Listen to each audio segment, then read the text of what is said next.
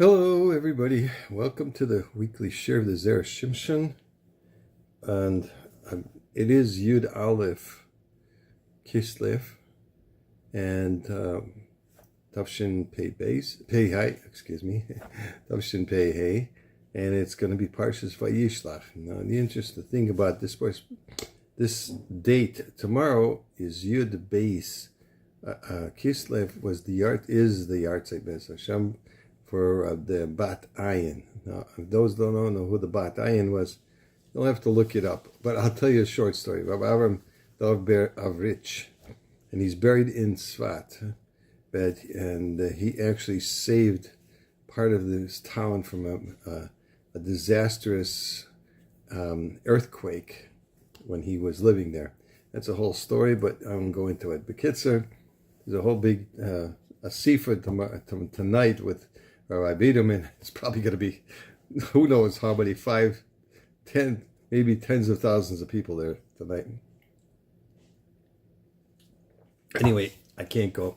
Anyway, I'm going to talk about keeping Shabbos. He was very makbid. He has a very special sefer called Bat Ayin that he wrote on the Parshat of Shabbos. And they're short pieces, but they're very deep. Okay. Anyway, this week I'm picking a little bit longer one, I'm sorry, but it's such an interesting topic, you gotta hear it. So he says, Vayavo Yaakov Shalem Ir Shechem Asher Be'eretz Canaan, Vayoi Mipadan Arav Yichan Sham Penei Hayim. Yaakov came intact to the city of Shechem, which is in the land of Canaan, or what they say, Canaan, upon his coming from Padam Aram, and he encamped before the city. Now, the Midrash Rabbah makes the following observation. Rabbi Yochanan says in the name of Rabbi Yosef Bar Chalafta that we do not find any mention of Avram Avinu keeping Shabbos. As a result, Avram inherited the world with limitations. As it says, rise, walk in the land, its length and its breadth. So we're limited. Only get this part.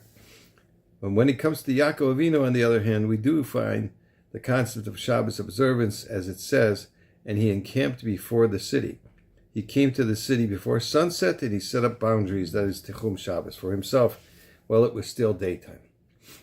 His reward is an inheritance of the universe without bounds. As the Torah states, your children will be like the dust of the earth. Zera Shimshon raises what seems to be an obvious question. It appears that Yaakov Avinu kept Shabbos, but Yaakov Avinu kept Shabbos, but that Avram and Yitzchak didn't? Why would that be the case? Why wouldn't the first two always kept Shabbos as their grandson and their son did? Okay, the commentators explain that Avram and Yitzchak weren't sure whether they fell in the category of Jewish or Bnei Noach.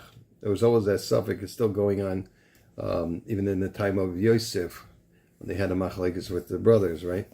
They were faced with a dilemma. A non-Jew who Shabbos observes, deserves to be put to death. It's a Gemara in Sanhedrin. Avram and Yitzchak, therefore, chose not to keep Shabbos, since there was a distinct possibility that they were Bnei Noach and were forbidden to keeping Shabbos. This raises another obvious question. The Gemara in Yuma states that Avram Avinu fulfilled the entire Torah, including the mitzvah of Eruv Tavshilin. Okay, what's that? If that's the case, then and he kept all the mitzvahs, including Eruv Tavshilin, which is a Shabbos-related mitzvah, then he must have kept all Shabbos as well, which would suggest that the Midrash contradicts the Gemara. Now, the Zera Shimshon offers an explanation. Although the words of the Gemara seem to imply that Avram Avinu kept Shabbos, it doesn't necessarily mean that he didn't do any malachas, forbidden work, but rather that he was careful to honor the Shabbos. Okay, a non-Jew may not be allowed to actually keep Shabbos with all its halachas. They may definitely honor the Shabbos, giving Avram and Yitzchak a way out of their impasse. So a malacha you can't do for a guy, but you could honor the Shabbos. What about the fact that Avram Avinu went so far as to make an Eruv Tavshilin? If that's the case, it seems that Avram was doing a lot more than just honoring the Shabbos. But the truth is that even the mitzvah of Erev Tavshilin is not about refraining from work, on the holy day, but rather about honoring Shabbos, as the Gemara states. By making the Erev Tavshilin, a person will remember not to finish all his food on Yom Tov and will set aside a worthy portion to enjoy Shabbos, thereby honoring Shabbos. That's the Gemara in Beitza 15b and Rashi. Using this approach, we can make peace with the seeming contradiction between the Gemara and the Midrash. Did Avram and Yitzchak actually keep the mitzvah of Shabbos? It appears not. Did they honor Shabbos? Very much so. If Avram and Yitzchak didn't keep Shabbos, why didn't Yaakov act the same way? Furthermore, the pasuk here seems to be implying that keeping Shabbos is a new development in Yaakov's life, and that he was just starting to keep it now. Okay, why? In order to answer all these questions, we must first explain the reason that Esau's angel was only able to beset Yaakov in their fight as morning approached.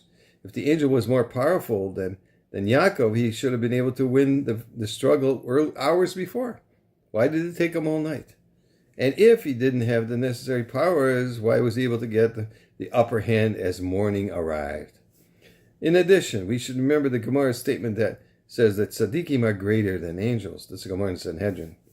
Not only that, but the Midrash in Beishis Rabbah says, quotes the pasuk, that his angels are commanded to watch over you.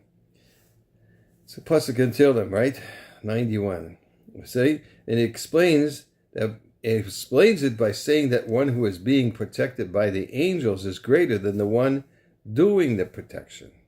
Okay, if we ask why it is that tzaddikim are greater than angels, there's a simple explanation.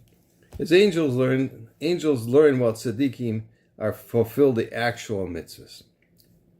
Angels love the Torah, yet they can do no more than study it on a theoretical level. For an angel, its relationship with the Torah starts and stops at the learning stage. Yet the fulfillment of the mitzvahs or actions are greater than just learning. That's a more in Bava Kama. Which is why we find a number of examples of angels treating tzaddikim with reverence. It has to do with the fact that tzaddikim have the ability to take action, while angels are restricted in their avodah. Tosfos in Sanhedrin there cites that there was a minhag in Eretz Yisrael that they said kedusha only on Shabbos. Yaakov explains that people couldn't say the shira, the song of praise, to Hashem during the week because they are subject to death and possess a Yetzer Hara. Weekday shira to Hashem was provided by the angels. While on Shabbos, the Jewish people can also contribute the shira since it is a holy day and a taste of the world to come. They get a taste of Ein Olam Haba, right? That's the Iyon Yaakov there. We can now understand why the angel was at first unable to best Yaakov in their fight. Yaakov was constantly doing mitzvahs. He was a man of action, as opposed to Esau's angel, who could do no more than study. But when the morning began to dawn, the angel was finally able to turn the tables. Why? Because the time had come to sing Shira, and the angel had access to a merit that was not available to Yaakov. Wait a second. Didn't we just see that Yidden are able to sing Shira on Shabbos? Why wasn't Yaakov Avinu able to combat the angel's Shira with the merit of his own Shabbos Shira? Once we remember that Yaakov hadn't been keeping Shabbos until that time, which meant that he hadn't been able to sing Shira, everything makes sense. And we can understand what merit the angel had over Yaakov Avinu and why he was able to best him in a struggle. After the battle between Yaakov and the angel, Yaakov Avinu understood that the only reason the angel ever had a chance to overcome him was because of the Shira. And Yaakov understood that the source of his power over the angel during the night was due to all his maisim, to the good deeds and mitzvahs that he did for Hashem on a regular basis, and that they were giving Hashem exceptional enjoyment, much more than if he was just a ben noach. At that moment, it became clear to him that Hashem considered him a Jew, and that he had left the category of ben noach in every way. With this realization of Yaakov Avinu was able to keep was able to begin keeping Shabbos like a Jew and sing, and able to sing Shira to Hashem as well, removing the only power Esav's angel ever had over him. Okay, that's from the Zera Shimshon in our Parshat and Ois Yud Aleph. I read it in Hebrew, but this is, I had to be Mekatzer because it's really long in the Hebrew. All right, everybody have a wonderful Shabbos, and don't forget to light a candle for the Bat Ayin tonight and tomorrow. All right, maybe even get find a sefer in shul and look at a Bat Ayin piece of Torah. Okay, Kol Tov Zagemensch.